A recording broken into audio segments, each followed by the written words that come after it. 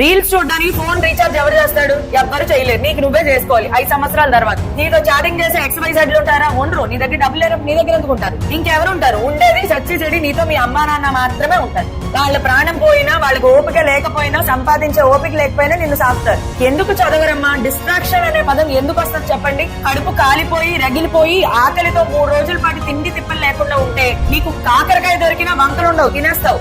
నీకు ఆకలి లేదు, నీకు అవసరం లేదు కాబట్టి నువ్వు ఎగరేస్తూ తిరుగుతున్నావు. భయం కొడతా ఉంటుంది లోపల. ఎంసెట్ లో ర్యాంక్ రాకపోతే నా జీవితం ఏంటి? మా నాన్న అమ్మని ఎలా పోషించుకోవాలి? రేపు పొద్దున వాళ్ళు ముసలాళ్ళు అయిపోతారు, నీ ఎంతకాలం పోషిస్తారు నిన్ను?